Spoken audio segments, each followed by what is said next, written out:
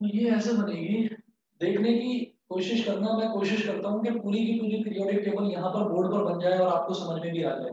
ठीक है, देखिए मैं इसको ऐसे बनाऊंगा कि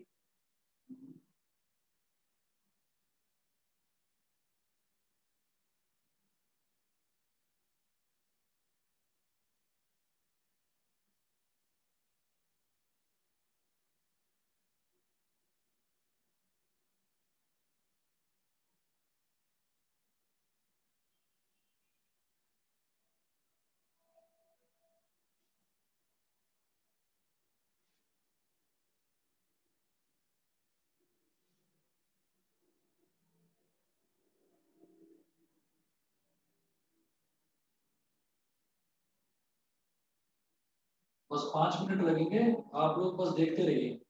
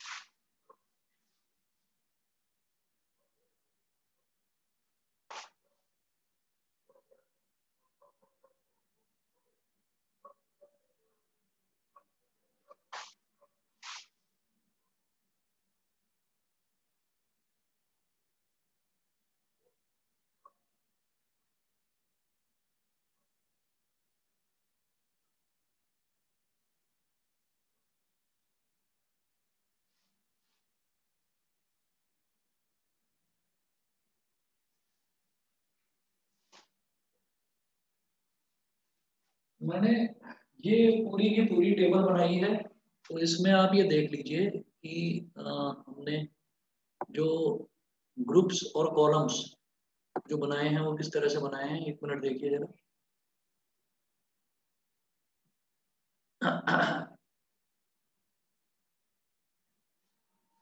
ये हो गया हॉरिजॉन्टल, जो क्लासिफिकेशन होता है उसको मैं बोलता हूँ पीरियड्स।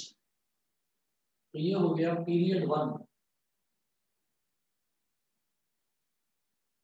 ये हो गया पीरियड 2, ये है पीरियड 3, पीरियड 4, पीरियड 5, पीरियड 6,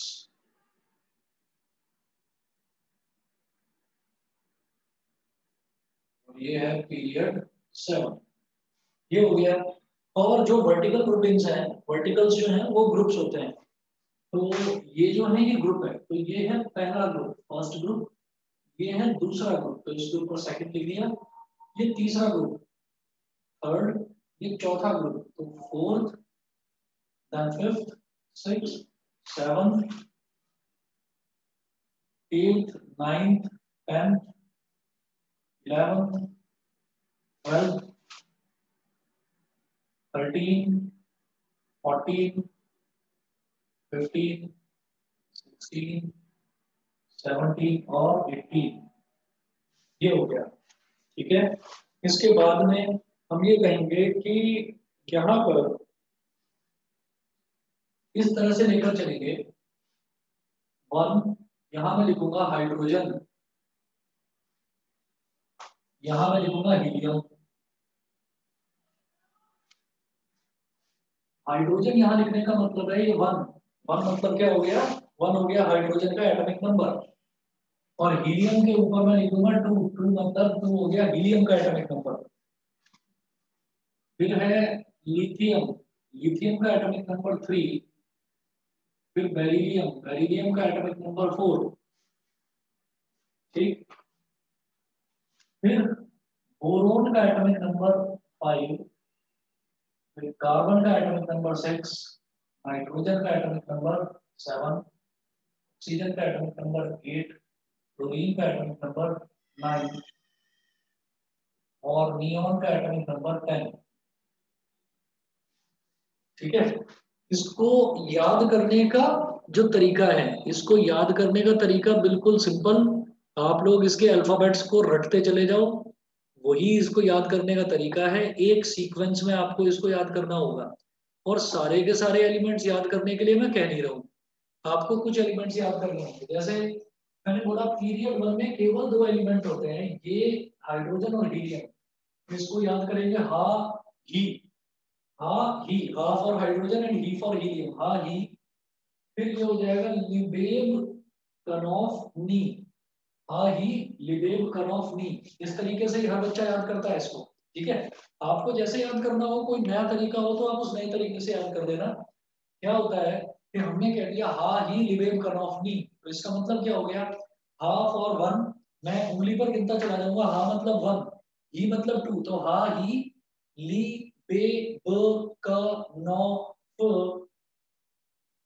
हा ही ली बे ब क न ओ फ नी। तो यहां तक कितना हो गया? काउंट कर लो। 1 2 3 4 5 6 7 8 9 10। 10 हो गए। तो देखिए मैं 10 एटॉमिक नंबर तक पहुंच चुका हूँ। तो मैं देखूंगा हा ही ली बे ब, तो मैं ब पर रुक गया। यहाँ पर अगर मैं ब पे रुक गया हूँ तो आप काउंट कर लो 1 2 3 4 5। तो इसका मतलब क्या है कि ब, ब मतलब बोरोन, बोरोन का एटॉमिक नंबर 5 होना चाहिए। देखिए बोरोन का एटॉमिक नंबर 5 है। तो हमने इसमें एटॉमिक नंबर्स को एक सीक्वेंस में अरेंज करा, और उस तरीके से हम लर्न इसको करते चले जाएंगे। फिर अगला जो है, अगला जो हमारा पीरियड आएगा, उसमें हम करेंगे ना म गा ल सिप सा ग ल क का। इस तरीके से याद करेंगे। तो वो कैसे होगा? ये हो जाएगा ना मग, मग मतलब मैग्नीशियम, ना मग एल्यूमिनियम, एल्यूमिनियम के बाद सिलिकॉन, ना मंगाल सी, फिर मतलब फास्फोरस, फिर सल्फर, फिर क्लोरीन। ठीक है। ये आ गया। और इसके बाद में यहाँ पर आ जाता है बेटा आर्गन। ठीक है। आर्गन हो गई हमारी एक नोबल गैस। तो आपको इसके एटॉमिक नंबर याद करने की जरूरत नहीं है। आप 4-5 बार भी इसको बोलेंगे ना, बोल बोल कर याद करेंगे, आपको याद हो जाएगा। बस सीक्वेंस मत भूलना। तो ना लिखा है तो मैं 10 तक मैं पहुंच गया था, तो ये हो जाएगा एटॉमिक नंबर 11। मैग्नीशियम का 12, एल्यूमिनियम का 13, सिलिकॉन का 14, फास्फोरस का 15, सल्फर का 16, क्लोरीन का 17 और आर्गन का 18, मतलब 18 ये हो गया। बताइए याद करने में कोई दिक्कत तो नहीं आएगी? हाँ ही ली वे ब का नॉफ नी और उसके बाद में नामगाल सिप सकल कप का अर, बस। तो ये हमने यहाँ तक कर लिया। बताइए यहाँ तक समझ में आ गया सबको? ये याद कैसे करना है? देखिए जुगाड़ बिठाकर बस इसको रटना है ताकि मेरे को यस कभी सर। भी दिक्कत ना आए। ये जो एलिमेंट्स हैं, एलिमेंट्स का मैंने सीक्वेंस याद कर लिया, तो सीक्वेंस तो एटॉमिक नंबर के हिसाब से ही होगा ना। एटॉमिक नंबर इंक्रीजिंग ऑर्डर में अरेंज करा हुआ है, 1 2 3 4 5 6 7 8, मतलब 18 तक हमने याद कर लिया। 18 तक मैंने याद कर रखा है। आप याद करेंगे तो आपको मुश्किल से 10-15 मिनट लगेंगे, आप कर लेंगे इसको याद। फिर उसके बाद आपको कभी लाइफ में ये दिक्कत नहीं आएगी कि भाई कि कौन सा एलिमेंट है उसका एटॉमिक नंबर क्या है, क्योंकि आपने सीक्वेंस में याद कर लिया। जैसे ये बिल्कुल उसी तरीके से है जैसे म्यूजिकल नोट्स होती है ना, सा रे गा मा पा, है ना? तो सा रे गा मा पा, तो इसका मतलब वो जो पा है वो 5वीं पोजीशन पर आ रहा है। इसी तरीके से यहाँ पर भी ली वे ब का नौ नी और फिर ना म गा ल सी ब स क ल और फिर अर। उसके बाद में जनरली स्पीकिंग तो आपको सिर्फ ना 20 एटॉमिक नंबर तक की जरूरत पड़ती है। तो मैंने आगे कक्का भी बोल दिया, तो कक्का मतलब क्या हो गया कि A is फॉर पोटेशियम, तो जब उसका 18 था तो पोटेशियम का क्या हो जाएगा 19, एंड का इज फॉर कैल्शियम, इसका हो गया 20। ठीक है। उसके बाद का उसके बाद का मैं आपको सही बताऊं तो उसके बाद के सिर्फ 4 या 5 एलिमेंट्स हैं। आपने अगर यहीं तक भी याद कर दिया तो सफिशिएंट है, इसके बाद आपका कोई क्वेश्चन भी नहीं आता फिर इससे आगे के एलिमेंट्स पर कोई क्वेश्चन बनकर आए। यहाँ तक ही काम कंप्लीट हो जाता है। तो उसके आगे के 4-5 एलिमेंट्स और हैं, बस उनके एटॉमिक नंबर याद कर लेना, पूरी पीरियोडिक टेबल रटने की जरूरत नहीं है। ठीक, आगे का मैं आपको बताता हूँ। देखिए आगे के एलिमेंट्स है हमारे पास scandium, titanium, vanadium, chromium, manganese,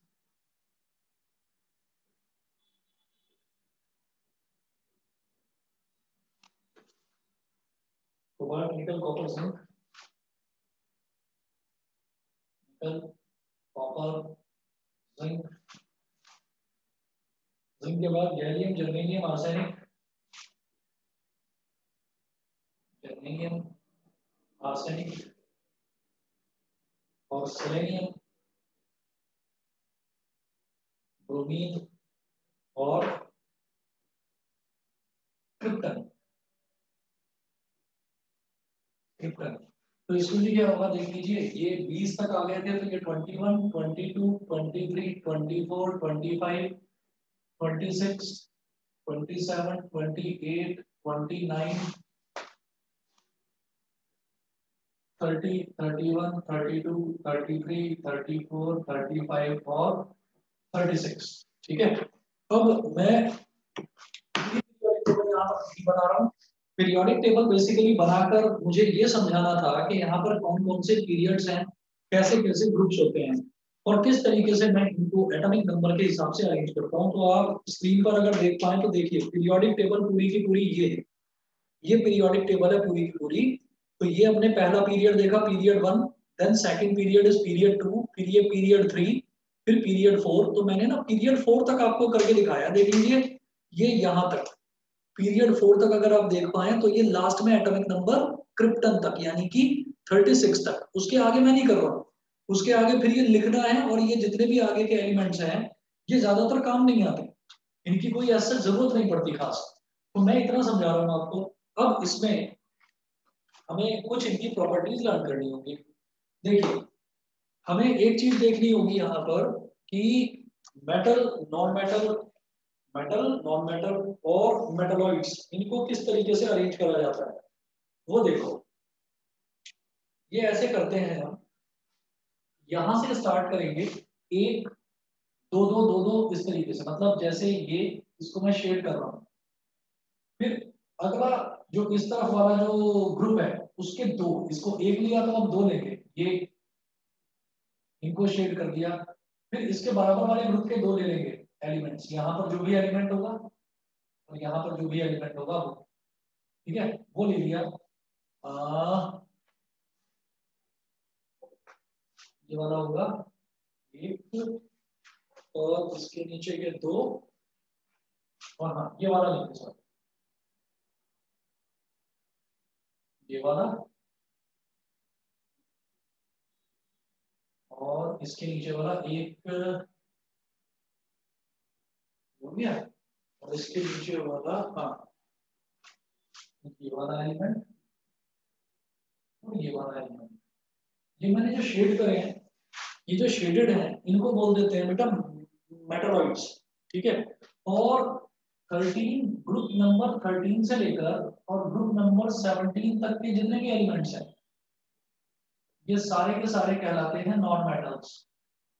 मुझे नॉन मेटल्स की डेफिनेशन दोबारा से बताने की जरूरत नहीं है। नॉन मेटल्स क्या होते हैं, देखिए सिंपल जो हम देखते हैं नॉन मेटल्स की तो न जाने कितनी फिजिकल और केमिकल प्रॉपर्टीज होती हैं, लेकिन जो बेसिक डेफिनेशन है नॉन मेटल की वो है कि जो भी एलिमेंट एनायन बनाए, जो भी एलिमेंट इलेक्ट्रॉन्स को मांगे कि इलेक्ट्रॉन्स दे दो मेरे को तो मेरा ऑक्टेट कंप्लीट होगा, उन सबको नॉन मेटल्स बोला जाता है। जो भी एनायन बनाएंगे वो नॉन मेटल्स हैं, जो भी कैटायन बनाएंगे वो सारे के सारे मेटल्स हैं। तो जो ये पहला ग्रुप और दूसरा ग्रुप इसके जो एलिमेंट्स हैं, इसके जो एलिमेंट्स हैं बेटा इनको हम बोल देते हैं क्या, मैं इधर लिख रहा हूं, इनको हम बोल देते हैं लाइट मेटल्स।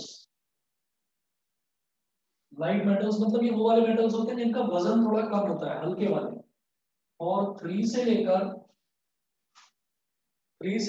ग्रुप नंबर 3 से लेकर ग्रुप नंबर 12 तक के जितने भी हैं इन सबको बोल देते हैं हैवी मेटल्स। और फिर जो ये शेडेड वाले हैं जैसे ये 5th 14th 32 फिर ये दोनों फिर ये दोनों, जो ये शेडेड वाले हैं इनको हम बोलते हैं मेटालॉइड्स। मेटालॉइड्स का मतलब ये वो वाले एलिमेंट्स हैं जो मेटल्स और नॉन मेटल्स दोनों की प्रॉपर्टीज को शो करते हैं, उनको हम मेटालॉइड्स बोलते हैं, ठीक है। तो यहां से मुझे ये समझ में आया कि ये वाला जो एलिमेंट है पीरियड 1 में केवल 2 एलिमेंट होते हैं, पीरियड 1 में केवल 2 एलिमेंट हाइड्रोजन और हीलियम। पीरियड 2 में केवल 8 element lithium beryllium boron carbon nitrogen oxygen fluorine chlorine और नियॉन। पीरियड 3 में भी केवल 8 एलिमेंट्स। पीरियड 4 जो होता है, पीरियड 4 में हमारे पास आ जाएंगे 18 एलिमेंट्स। पीरियड 5 में भी मेरे पास 18 एलिमेंट्स। पीरियड 6 में कुछ एलिमेंट्स को एक ग्रुप में डाला जाएगा, एक ग्रुप में डाला जाएगा। तो पीरियड 6 में देखिए ये आपको एक वो चीज बता रहा हूँ जो आपने लास्ट ईयर 9th क्लास में स्ट्रक्चर ऑफ एटम में करी थी, लेकिन शायद जिसका जवाब आपको ढंग से समझ में नहीं आया होगा, वो बताता हूँ कि नी बोर ने इस चीज को ढंग से एक्सप्लेन करा कि पीरियड 1 में कितने एलिमेंट्स हैं, 2 एलिमेंट्स हैं, 2 एलिमेंट्स। तो जब हम इलेक्ट्रॉनिक कॉन्फ़िगरेशन करते हैं तो मैं ये बोलता हूँ कि पहला जो शेल है उसमें 2 ही इलेक्ट्रॉन आते हैं, कुछ कोरिलेट करके देखना। पीरियड 2 में कितने एलिमेंट्स, 8 एलिमेंट्स।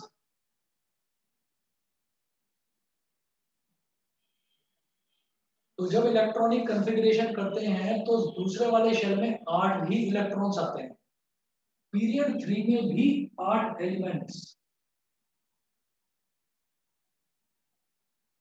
तो इलेक्ट्रॉनिक कॉन्फ़िगरेशन करते टाइम, इलेक्ट्रॉनिक कॉन्फ़िगरेशन करते टाइम हम कहते हैं 2 8, उसके बाद भी 8 आता है, उसके बाद भी 8 आता है, लेकिन जब हम याद करते हैं तब कहा जाता है पहले शेल में 2, दूसरे शेल में 8, तीसरे शेल में 18, चौथे शेल में 32। लेकिन दिमाग में बार बार सवाल आता है कि जब हम इलेक्ट्रॉनिक कॉन्फ़िगरेशन करते हैं तो पहले 2 लेते हैं फिर 8 लेते हैं दोबारा 8 ले लेते हैं, ऐसा क्या है ना। ऐसा ये है कि पीरियोडिक टेबल के हिसाब से होता है वो, कि पहले ग्रुप पहला जो पीरियड है उसमें 2 हैं तो 2 ही इलेक्ट्रॉन लेंगे पहले ऑक्टेट में, दूसरे में 8 है तो दूसरे में 8 ही लेंगे, तीसरे में 8 है तो तीसरे में 8 लेंगे, चौथे में 18 है, चौथे में 18 एलिमेंट्स हैं, पांचवें में भी 18 एलिमेंट्स हैं, लेकिन छठे और सातवें में 32 एलिमेंट्स हैं। आप कहोगे सर मैं ब्लॉक्स को गिनता हूँ तो मुझे तो 18 ही नजर आ रहा है, 32 कहाँ से आ गए। पर नीचे नीचे भी तो 2 रोज बनती हैं शायद। ना ना ना, अभी समझा रहा हूँ, अभी समझा रहा हूँ, रुकिए। वही तो स्टडी कर रहे हैं ना कि पीरियोडिक टेबल को पढ़ना किस तरह से है।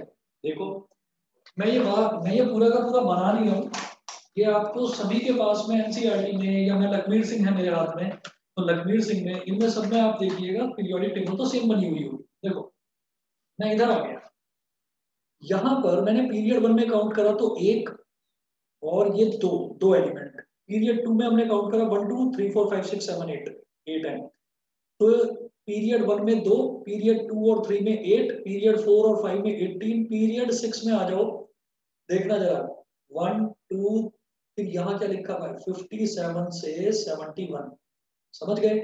57 से 71 वाले सारे एलिमेंट सबकी प्रॉपर्टी सेम है, सबको एक जगह डाल दिया। तो 55 56 ये तो दो एलिमेंट्स हो गए, दो एलिमेंट्स। 57 से 71 काउंट करो, 57 57 58 59 60 61 62 63 64 65 66 67 68 69 70 और 71। तो बेटा ये टोटल हो गए 15, 15 एलिमेंट्स यहाँ पर डाल दिए। तो 2 और 15 कितने हो गए 17, 18 19 20 21 22 23 24 25 26 27 28 29 30 31 32। अब सवाल ये उठता है कि ये जो लिखा हुआ है 57 से 71 ये दिखाए क्यों नहीं, ये एलिमेंट्स कहाँ हैं? आपने 57 से 71 कह दिया और आप इसको मॉडर्न पीरियोडिक टेबल बोल रहे हो। अरे मॉडर्न पीरियोडिक टेबल में तो सारी चीजें होनी चाहिए ना, तो आपने सारी चीजें क्यों नहीं दिखाई? तो दिखाई हैं, देखो क्योंकि इस पीरियोडिक टेबल में ये सब कुछ मैं दिखा नहीं सकता 57 से 71, तो इसको बोल दिया बेटा, पहली सीरीज को बोल दिया लेंथेनाइड सीरीज, 57 से लेकर और 71 तक के एलिमेंट्स ये अलग दिखा दिए। तो ये जो है ना, ये जो पहली सीरीज है, ये इस वाले हिस्से को एक्सपैंड करके यहाँ दिखाया है, इसको शॉर्ट में यहाँ दिखा दिया इन्होंने, ताकि पीरियोडिक टेबल जो है वो एक प्रॉपर चार्ट की तरह दिखाई दे, पूरा रायता फैला हुआ ना दिखाई दे। बताइए समझ में आ गया इतना? Yes sir. Yes sir. अब उसके बाद देखिएगा, उसके बाद देखिए, उसके बाद मैं आता हूँ पीरियड 7 पर। पीरियड 7 में 1 2, अब यहाँ आ जाओ 89 से 103, तो 89 से लेकर और 103 तक के 17 के 17 एलिमेंट्स ये रहे। ठीक, अब सवाल ये उठता है सर ये जो बीच में दिखा रखा है, यहाँ भी कुछ नहीं, यहाँ भी कुछ नहीं, यहाँ भी कुछ नहीं, तो ये तो 1 2 3, ये तो 3 स्पेस खाली हो गए। हो सकता है 4-5 साल बाद जब नई लखमीर सिंह आए, आप उठाकर देखो, तो हो सकता है ये 3 स्पेस भी खाली ना हो सकता है तीनों स्पेस भर जाएं, और हो सकता है 3 की जगह 10 स्पेस खाली हो जाएं। क्या होता है कि जिस तरीके से हमने बायोलॉजी में बताया था ना कि कुछ जो स्पीसीज हैं वो एक्सटिंक्ट हो जाती हैं, कुछ स्पीसीज एक टाइम के बाद एक्सटिंक्ट हो जाती हैं। जैसे आप लोगों ने सुना होगा भाई जो पेट्रोलियम प्रोडक्ट्स हैं उनको आप संभल के यूज करिए, कुछ टाइम बाद पेट्रोलियम प्रोडक्ट्स खत्म होने वाले हैं। ठीक है, और पेट्रोलियम प्रोडक्ट्स की क्योंकि जो मतलब जो वो प्रोवाइड कराए जाते हैं वो लिमिटेड है, लिमिटेड रिसोर्स है, ये मतलब रिन्यू ही नहीं हो सकता। तो ये जो रिसोर्सेज हैं ये धीरे धीरे खत्म हो जाएंगे।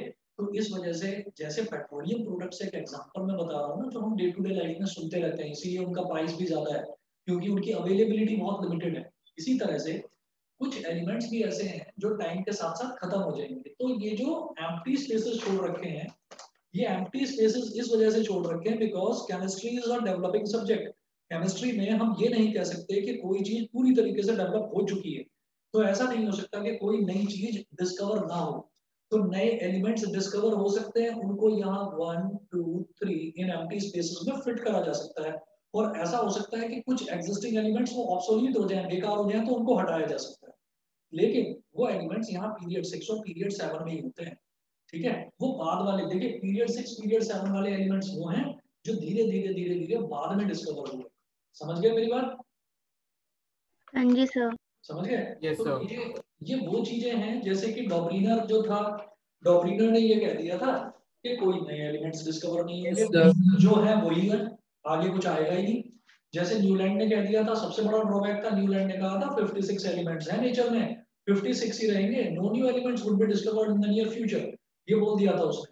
और फिर उसके बाद में वो उसकी थ्योरी फेल हो गई थी क्योंकि नए एलिमेंट्स भी डिस्कवर हुए थे। तो मॉडर्न पीरियोडिक टेबल में सभी चीजों का ध्यान रखा गया, ये भी बोला गया कि नए एलिमेंट्स भी फ्यूचर में डिस्कवर होंगे, और ये भी बोला गया कि कुछ पुराने एलिमेंट्स ऑब्सोलीट हो जाएंगे, बेकार हो जाएंगे, तो उनके लिए ये जगह छोड़ी गई। तो वो सर जो ये हाँ बेटा कुछ पूछ रहे हैं? सर सॉरी टू से, पर मेरी बुक में वो 3 स्पेस खाली नहीं है। मैं वही तो कह रहा हूँ, मेरी बुक हो सकता है पुरानी हो, तुम्हारी नहीं हो।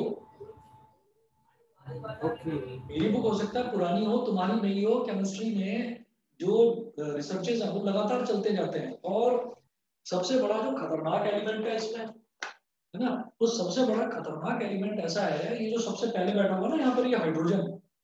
ये हाइड्रोजन ने आज तक जितने भी बड़े बड़े केमिस्ट्री के जो विद्वान हैं लोग, उन सबको अभी तक परेशान कर रखा है इस हाइड्रोजन ने। हाइड्रोजन ना कुछ समझ में नहीं आता अभी तक नहीं समझ में आया। सर और क्या चीज? सर एक डाउट था सर एक्चुअली। हाँ बताओ। सर आप बता रहे थे सर कि पीरियड 6 और 7 के एलिमेंट सबसे बाद में वो फाउंड हुए थे, और सर इनका एटॉमिक नंबर भी सबसे ज्यादा होता है, तो सर ये कह सकते हैं हम कि जिनका एटॉमिक नंबर ज्यादा होता है वो एनवायरनमेंट में उतने रेयर होते हैं? वो उतने ही रेयर होते हैं, बिल्कुल सही, ऐसा ही है। ओके ऐसा सर। ही है, जिनका एटॉमिक नंबर ज्यादा है वो उतने ही रेयर होते हैं, उनको ढूंढने में उतनी ही प्रॉब्लम आती है। और सर इसका रीजन क्या होता है सर? उसका रीजन ये होता है कि अबंडेंसी पर डिपेंड करता है कि कौन सी चीज कितनी ज्यादा नेचर में मिलती है। फॉर एग्जांपल, हम जितने भी शुरुआत वाले एलिमेंट्स हैं इनकी बात करें, हम ये बात करते हैं कि हम तो खुली हवा में जीते हैं, खुली हवा में सांस लेते हैं। तो जब हम सांस लेते हैं तो सबसे ज्यादा इंपॉर्टेंट चीज हमारे लिए नाइट्रोजन सॉरी हाइड्रो ऑक्सीजन हो गई। तो ऑक्सीजन और ये हाइड्रोजन के कॉम्बिनेशन से बनता है वाटर। बिना पानी के हम जिंदा नहीं रह सकते। तो ये जो कॉमन यूज वाले जो एलिमेंट्स है ना, ये सबसे पहले नजर आ जाते हैं। देखो, ये हाइड्रोजन ये है, इधर इधर हीलियम है, फिर दूसरे ग्रुप में ही आ गए सब, लिथियम, बेरिलियम, बोरोन, कार्बन भी आ गया, नाइट्रोजन भी आ गया। नाइट्रोजन के बिना सॉइल बेकार है। आपने सुना होगा नाइट्रोजन फिक्सेशन किया जाता है सॉइल का, अगर नाइट्रोजन ना हो तो सॉइल बेकार है, कोई उस पर क्रॉप्स पैदा नहीं हो सकती। तो नाइट्रोजन भी आ गया, ऑक्सीजन भी आ गया। तो कार्बन और ऑक्सीजन के मिक्सचर से बन जाता है कार्बन डाइऑक्साइड, जो नया कंपाउंड बनता है। वो उनके बिना प्लांट्स जिंदा नहीं रह सकते, ऑक्सीजन के बिना हम जिंदा नहीं रह सकते, नाइट्रोजन के बिना जमीन बेकार है, तो पौधे नहीं उग सकते। और हाइड्रोजन और ऑक्सीजन को जब कंपाउंड बनाते हैं तो वो बन जाता है वाटर। तो इनके बिना हमारी जिंदगी बेकार है, हम जिंदा नहीं रह सकते बिना पानी के भी। तो क्या होता है कि जितने भी मोस्ट अबंडेंट, जो सबसे ज्यादा जरूरी है ना इंसान के लिए, वो एलिमेंट सबसे पहले डिस्कवर हो गए, क्योंकि उनके एटॉमिक नंबर इतने कम है कि बड़े आराम से उनको ढूंढा जा सकता है। ठीक है, बड़े आराम से। और ऐसा नहीं होता, कई चीजें ऐसी हैं कि भाई हमने कहा कि एक्सपेरिमेंटली हमने ये देखा कि लैब में हमने कोई चीज ऑब्जर्व करी और हमने कहा कि ये तो शायद एक नया एलिमेंट हो सकता है, और फिर नेचर से हमने उसको एक्सट्रैक्ट करने की कोशिश करी उस एलिमेंट को। फॉर एग्जाम्पल, आप ये कहें कि शुरुआत में जो साइंटिस्ट थे, क्या वो हवा में कोई चीज लेकर घूम रहे थे कि ऑक्सीजन को पकड़ूंगा और हाइड्रोजन को पकड़ूंगा, नाइट्रोजन को कैच करूंगा? ऐसा कुछ नहीं है।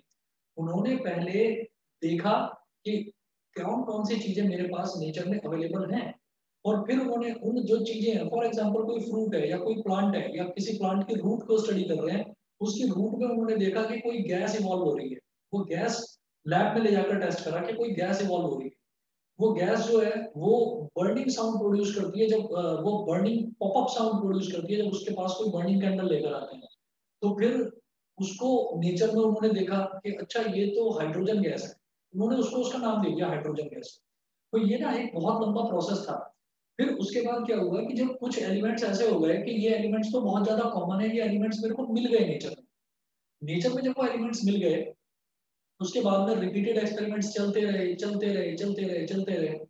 फिर जो साइंटिस्ट थे वो बार बार, उनको कभी ऑक्सीजन मिल जाता, कभी नाइट्रोजन मिल जाता, कभी कार्बन मिल जाता, कभी जिंक मिल जाता, कभी मैग्नीशियम, कभी मैग्नीज, ये एलिमेंट्स मिलते रहते थे। लेकिन जब भी कोई अलग एलिमेंट, कोई रेयर एलिमेंट मिल जाता था, तो फिर वो क्या करते थे, पीरियोडिक टेबल में चेक करते थे कि पीरियोडिक टेबल में उसका एटॉमिक नंबर कहाँ लाई कर रहा है। फिर वो देखते थे कि मॉडर्न फॉर्म ऑफ जो पीरियोडिक टेबल है ये क्या है, ये तब से चली आ रही है ये पीरियोडिक टेबल। क्यों? क्योंकि इसने सबको पूरी आजादी दे दी। क्या? अगर कोई एलिमेंट बेकार हो रहा है तो हटा दो, अगर कोई एलिमेंट फिट बैठ रहा है तो उसको रख दो यहाँ पर। ठीक है, उसने सभी को कह दिया, वो कहीं पर उन्होंने कॉन्ट्रडिक्शन वाला कोई केस ही नहीं छोड़ा। सबसे बड़ा कॉन्ट्राडिक्टरी एलिमेंट था हाइड्रोजन, इसको अभी स्टडी करेंगे। तो उसने कोई कॉन्ट्रडिक्शन का केस नहीं छोड़ा, उसने सारी चीजें ढंग से कह दिया कि अगर आपको लगता है कि इसमें कुछ एडिशन करना है तो भैया एडिशन कर दो, मुझे ये एक्सेप्टेबल है। अगर आपको लगता है इसमें से कुछ डिलीट करना है तो डिलीट कर दो, वो मुझे एक्सेप्टेबल है। ठीक है, तो जब किसी तरीके की कोई प्रॉब्लम ही नहीं छोड़ी उसने, तो फिर यही मॉडर्न पीरियोडिक टेबल एक्सेप्ट करी जाती है, सब लोग इसी को मानते हैं। ठीक है, और हर साल आप एनसीईआरटी की बुक में देखेंगे या लखमीर सिंह में देखेंगे, हर साल थोड़ा थोड़ा थोड़ा थोड़ा चेंज होता है, लेकिन होता लास्ट के 2 महीने, लास्ट के 2 पीरियड्स में। क्यों? क्योंकि इसमें हमारे बाद में डिस्कवर होने वाले एलिमेंट्स हैं जो जिनका एटॉमिक नंबर हमको पता चलता है कि हाँ बाद में है, किसी ना किसी से रिजेंबल करता है। बताइए जी, समझ में आ गया इतना? Yes sir. Yes sir. हाँ जी सर। ठीक है, यस सर। चलिए जी, अब बात करेंगे इसकी हाइड्रोजन की, कि यह हाइड्रोजन को क्या परेशानी है, ये क्यों परेशान कर रहा है हमें, इसको देखते हैं जरा। और इसमें ना हम एक चीज और देखेंगे, ये जो 2 एलिमेंट्स वाला सबसे पहला जो पीरियड है ना, इसको बोलते हैं हम शॉर्टेस्ट पीरियड या वेरी शॉर्ट पीरियड। इन दोनों को बोलते हैं शॉर्ट पीरियड, इनको बोलते हैं लॉन्ग पीरियड, और इनको बोलते हैं वेरी लॉन्ग पीरियड्स। ठीक है, बस ऐसे ही बताने के लिए बता दिया, हालांकि एग्जाम में कभी पूछा नहीं जाता। बस 1 मिनट वेट करो बेटा, पानी पी रहा हूं मैं, 1 मिनट वेट करो बस।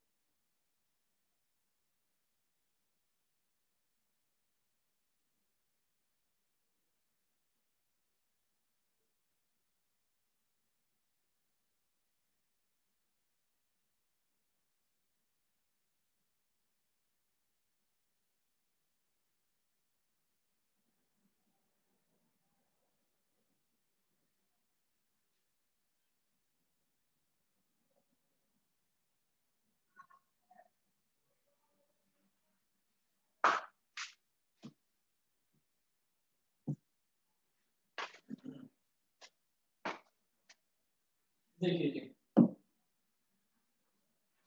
ये है हाइड्रोजन की बात करते हैं। हम ये कहेंगे कि एक जो इंपॉर्टेंट प्रॉपर्टी होती है पीरियोडिक टेबल की, वो पीरियोडिक टेबल की प्रॉपर्टी पहले मैं आपको बताता हूँ, और फिर उसके बाद ये देखते हैं कि हम किसी भी प्रॉपर्टी की बात करें, ये हाइड्रोजन वहां पर जो है टांग अड़ा देता है। कैसे? सबसे पहले ये कहा गया कि ये जो ये जो ग्रुप 1 है, ग्रुप 1 के जितने भी एलिमेंट्स होंगे सबकी वैलेंसी 1 होगी। ठीक है, हम ये कहेंगे कि ग्रुप 1 में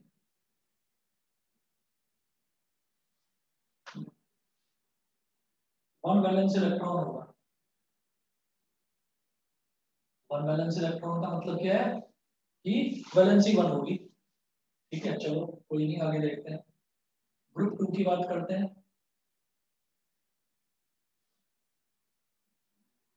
तो जो ग्रुप 2 है, ग्रुप 2 में क्या होगा कि इसमें 2 वैलेंस इलेक्ट्रॉन्स होंगे,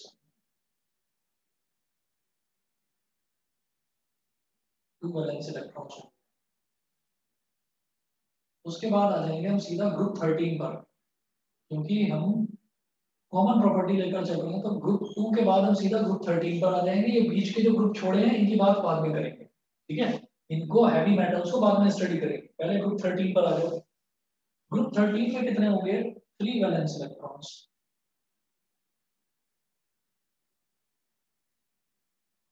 फिर आ जाओ ग्रुप 14 पर, मैं बार बार नहीं लिख रहा हूँ। ग्रुप 14 में 4 valence electrons, 4 valence electrons. Group 15 में 5 वैलेंस इलेक्ट्रॉन्स। ग्रुप 16 में 6 वैलेंस इलेक्ट्रॉन्स। 17 में 7 वैलेंस इलेक्ट्रॉन्स। वैलेंस इलेक्ट्रॉन्स शायद आप समझ रहे होंगे कि आउटर मोस्ट शेल में जो इलेक्ट्रॉन्स होते हैं, आउटर मोस्ट शेल में जो इलेक्ट्रॉन्स होते हैं उनको हम बोल देते हैं वैलेंस इलेक्ट्रॉन्स। और जो 18 है, 18 में 0 वैलेंस इलेक्ट्रॉन्स। क्यों? क्योंकि 18 में आउटर मोस्ट शेल में 8 वैलेंस इलेक्ट्रॉन्स आ जाते हैं, तो 8 को वैलेंस नहीं माना जाता। 8 का मतलब ये है कि ऑक्टेट कंप्लीट हो गया। ठीक है। अच्छा, उसके बाद अब बात करेंगे इसकी, हाइड्रोजन की। हाइड्रोजन क्या कहता है?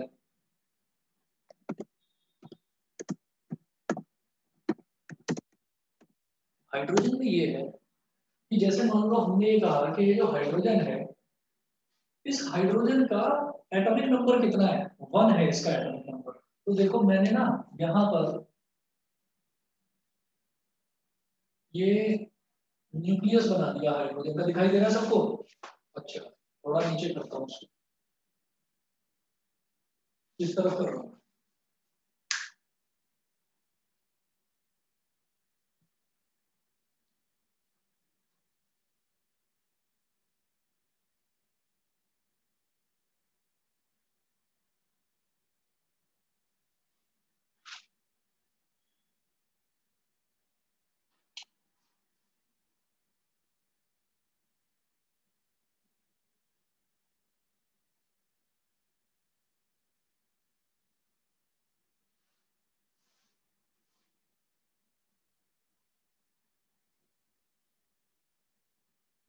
हाइड्रोजन, हाइड्रोजन की बात अगर हम करेंगे तो हाइड्रोजन का एटॉमिक नंबर ये होता है 1।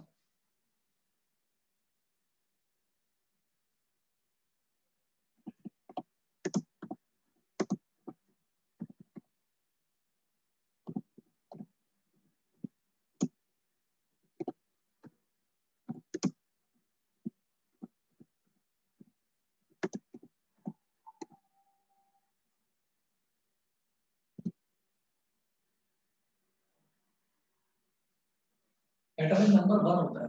तो इसमें अगर मैं इलेक्ट्रॉनिक कन्फिग्रेशन करूं तो देखिए, जैसे इसके मैं न्यूक्लियस बनाऊंगा तो ये पॉजिटिव हो गया इधर। फिर मैंने इसका पहला शेल बनाया तो कितना एटॉमिक नंबर है? 1। तो एटॉमिक नंबर 1 का मतलब क्या है कि इसमें इलेक्ट्रॉन एक ही है, इसमें इलेक्ट्रॉन एक ही है। और अब आपने ये कह दिया कि एक वैलेंस इलेक्ट्रॉन है, और पहले वाला जो शेल है उसमें टोटल जो इलेक्ट्रॉन्स होने चाहिए फर्स्ट शेल में वो 2 इलेक्ट्रॉन्स होने चाहिए। तो हमें 2 इलेक्ट्रॉन या तो एक इलेक्ट्रॉन बाहर से मिल जाए। ठीक है, तो एक इलेक्ट्रॉन यहाँ बैठा हुआ है बाहर, एक इलेक्ट्रॉन यहाँ बाहर बैठा हुआ है, और इसने ये कहा बाहर वाले इलेक्ट्रॉन ने कि भाई तुम मेरे पास आ जाओ, और जो तुम हो तुम सेटिस्फाई हो जाओगे। तो कहता है कि हाइड्रोजन बोलता है मैं कैसे सेटिस्फाई हो जाऊंगा? तो उन्होंने बोला है कि भाई तुम्हारा जो एक ही तो शेल है तुम्हारा, 2-3 शेल तो है नहीं, एक ही शेल है, उसमें एक इलेक्ट्रॉन है, क्या रखोगे? एक इलेक्ट्रॉन को रख के मेरे पास आ जाओ, झंझट खत्म, फालतू में। ठीक है, तो हाइड्रोजन का जो इलेक्ट्रॉन है, ने हाइड्रोजन अगर देना भी चाहे एक इलेक्ट्रॉन, तो हाइड्रोजन के साथ क्या होगा फिर? हाइड्रोजन तो खत्म हो जाएगा। भाई अगर मान लीजिए किसी भी एटम के अंदर इलेक्ट्रॉन ही खत्म हो जाए तो क्या वो एलिमेंट एग्जिस्ट करेगा? वो एलिमेंट एग्जिस्ट ही नहीं करेगा। भाई इलेक्ट्रॉन भी चाहिए, प्रोटॉन भी चाहिए। ठीक है, तो ये एग्जिस्ट नहीं करेगा। तो अब ये हो गया कि जो इलेक्ट्रॉन, ये होता है ना एटॉमिक नंबर। एटॉमिक नंबर की एक डेफिनेशन होती है बेटा, एटॉमिक नंबर की मैं डेफिनेशन बताता हूँ। एटॉमिक नंबर होता है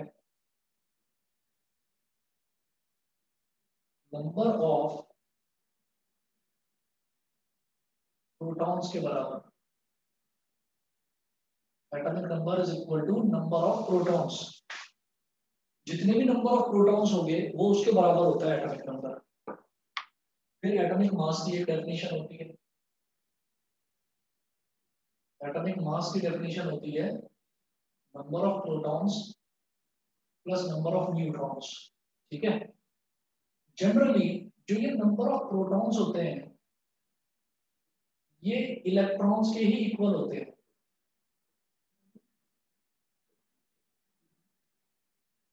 ये इलेक्ट्रॉन्स के इक्वल होते हैं नंबर ऑफ प्रोटॉन्स।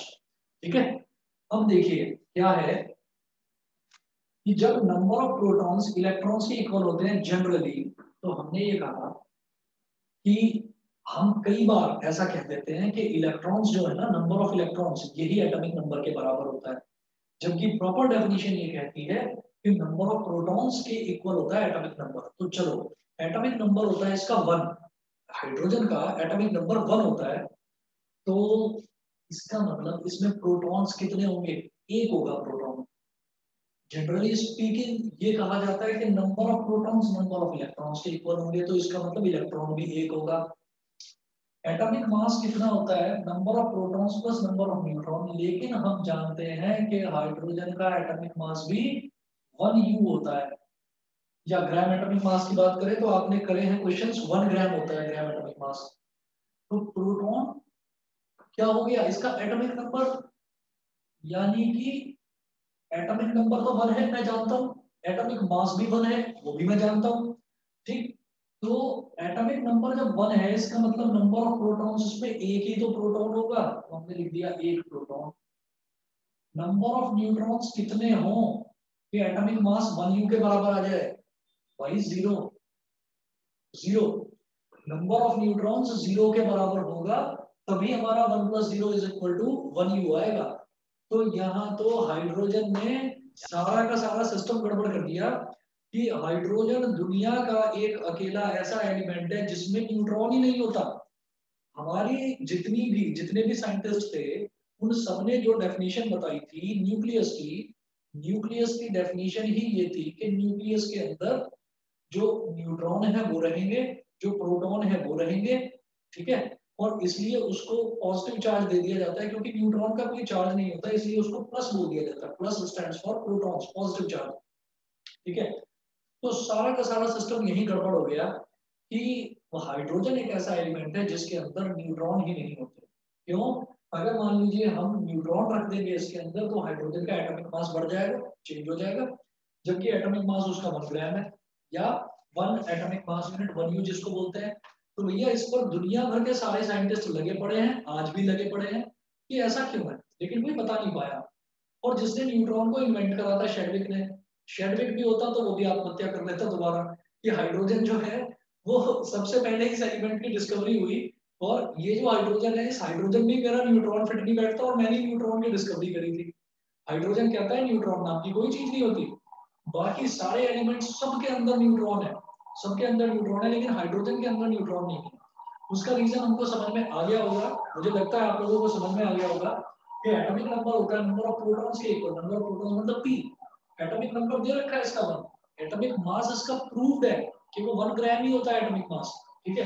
तो और एटॉमिक मास की डेफिनेशन क्या होती है? Number of protons plus number of neutrons, ठीक। तो प्रोटॉन्स 1 है, वो हो गया 1, लेकिन न्यूट्रॉन कितना होगा ताकि ये 1 बना रहे? 1 + 0 करूंगा तभी तो बनाएगा, तो न्यूट्रॉन है ही नहीं इसमें, ठीक है। ये बात समझ में आई सभी बच्चों को? Yes sir. अब इसके बाद में ये हो गया कि भाई जिस भी तरीके से आपने इनको अरेंज करा है, तो हाइड्रोजन को चलिए सबके लिए सब दर्द बन गया, सब पढ़ने लगे, इस पर स्टडी करने लगे, ऐसा क्यों है, ऐसा क्यों है, न्यूट्रॉन तो होना चाहिए, होना चाहिए, ठीक। तो हाइड्रोजन को सबने कहा अच्छा भाई तू हाइड्रोजन थोड़ी देर के लिए तो अलग बैठ, मैं बाकी की बात करता हूँ। तो हीलियम हो गया, लिथियम हो गया, बेरिलियम हो गया, होता है ना ऐसा कि आप मतलब कोई चैप्टर लेकर बैठे, आपने पहला ही क्वेश्चन करा, पहला ही क्वेश्चन आपसे हुआ नहीं, आपका मूड खराब हो गया, फिर आपने कहा कि अच्छा चलो मूड नहीं खराब करते, इस क्वेश्चन को अलग कर देते हैं, बाकी क्वेश्चंस करते हैं। आपने बाकी क्वेश्चंस करने शुरू करे, मतलब आपने बाकी सारे के सारे एलिमेंट्स को स्टडी करना शुरू करा, आपका एकदम मूड ठीक हो गया, आपने कहा कि वाह भाई वाह, जो जो प्रॉपर्टीज बताई गई थी सारी प्रॉपर्टी सेटिस्फाई हो रही है। फिर दोबारा आप आ गए हाइड्रोजन पे, हाइड्रोजन में मुझसे कुछ गलती हो रही है लगता है, दोबारा चेक करता हूँ, दोबारा चेक करा, दोबारा आप परेशान हो गए। फिर आपने कहा चलो मैं किसी और साइंटिस्ट के पास लेकर जाता हूँ, आप किसी और साइंटिस्ट के पास लेकर चले गए, वो कहने लगा कि मैं तो पहले ही अपना दिमाग खराब कर चुका हूँ, मुझे तो समझ में आया नहीं कुछ भी, ठीक। किसी और के पास गए, सबने हाथ खड़े कर दिए कि भाई हमें नहीं पता इस हाइड्रोजन के बारे में।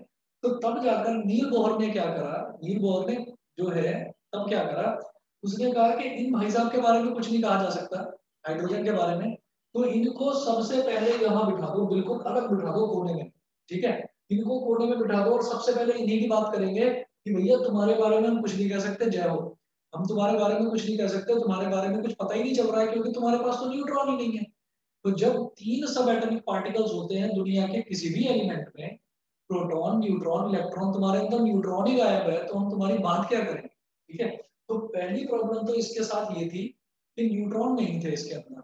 ठीक है, अब एक तो न्यूट्रॉन नहीं है इसके अंदर, फिर क्या होता है कि न्यूट्रॉन तो नहीं है, लेकिन एक और अनोखी प्रॉपर्टी आ गई भाई साहब की, हाइड्रोजन की। क्या? इनका एटॉमिक मास, इनका जो एटॉमिक मास है वो हमने बोला कि 1 ग्राम है एटॉमिक मास, लेकिन क्या पता चलता है कुछ टाइम बाद कि इनके तो 2 और मतलब वो है आइसोटोप्स, 2 और आइसोटोप्स हैं। एक का एटॉमिक मास 2 ग्राम है, एक का एटॉमिक मास 3 ग्राम है। ठीक है, तो वहां जैसे ही 2 ग्राम और 3 ग्राम आ गए, जो इनके आइसोटोप्स हैं वो भी हाइड्रोजन है, वहां पर ये कहा जाता है कि अरे 2 ग्राम है तो ठीक है, 1 न्यूट्रॉन होगा, 3 ग्राम है तो 2 न्यूट्रॉन होंगे। ठीक है, तो उस चीज को भी स्टडी करेंगे, कल बताता हूँ, उस चीज को भी एक्सप्लेन करता हूँ कि वहां से और कंफ्यूजन पैदा हो गया। ठीक है, तो हाइड्रोजन जैसे हर एक एलिमेंट के आइसोटोप्स नहीं होते, कुछ कुछ एलिमेंट्स के होते हैं, एक तो इनके पास न्यूट्रॉन नहीं है और फिर भाई साहब 2 अपने भाइयों को भी लेकर बैठे हैं, 2 आइसोटोप्स को भी लेकर बैठे हैं, वहां न्यूट्रॉन है। तो एक जगह न्यूट्रॉन है, 2 जगह न्यूट्रॉन है और एक जगह न्यूट्रॉन नहीं है, इस चीज को भी कोई साइंटिस्ट आज तक एक्सप्लेन नहीं कर पाया। तो जो मॉडर्न पीरियोडिक टेबल है उसकी भी एक लिमिटेशन है, हाइड्रोजन। हाइड्रोजन को कोई भी अगर बताएगा तो नाम हो जाएगा उसका दुनिया में, क्योंकि हाइड्रोजन को अभी तक कोई ढंग से एक्सप्लेन नहीं कर पाया। ठीक है, तो और डिटेल में इसको करते हैं, कल करते हैं। और बाकी की जो प्रॉपर्टीज हैं वो रटने की जरूरत नहीं है, रटने की जरूरत नहीं है। 6 प्रॉपर्टीज है, टेबल बनाकर बहुत लॉजिकल तरीके से आपको बता दूंगा कि क्लास में ही लर्न हो जाएगी, आपको बिल्कुल भी रटने की जरूरत नहीं है। बस सिर्फ और सिर्फ आपको यहाँ कैल्शियम तक के एलिमेंट्स रटने हैं, उसी तरीके से हागी, लिबेब कनॉफ नी, नामगाल सिर्फ सकल और कक्का, बस इस तरीके से 20 तक याद कर लो।